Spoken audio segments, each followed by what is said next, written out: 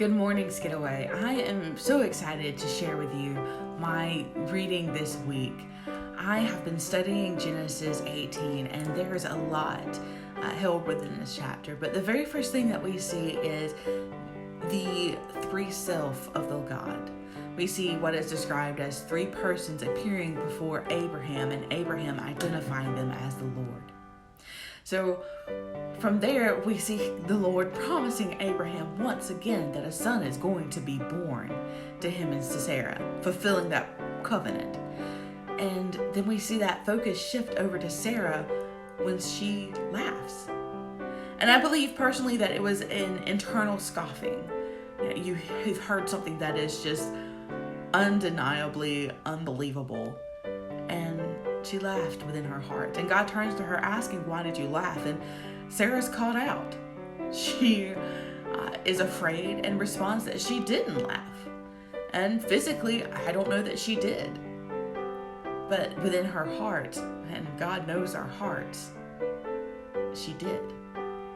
But I understand Sarah's story. I have such compassion for her as a woman who in this cultural time period would have had her entire identity, her entire self-worth wrapped up in her ability to give birth, and her ability to give Abraham those promised sons. I believe that her hope has died.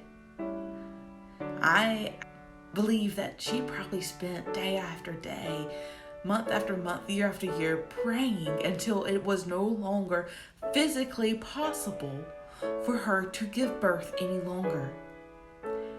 And I am sure she is wrapped in bitterness at this point and in disbelief in God's power. And so the fact that God can read her heart and know her heart and has demonstrated in this very moment his ability to know her, she's afraid. God will constantly take us out of our comfort zones in order to show his authority and his sovereignty. I think it's a beautiful picture for him to paint what is going to happen with the Christ story. I think what God was doing here was setting the scene, setting the precedence for waiting on him, to giving hope to him always, no matter what we're facing.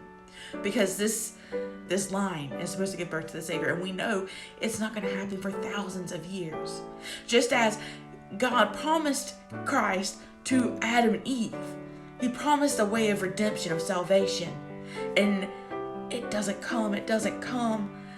They so named Noah, hoping that it's finally going to happen, and we know that it doesn't.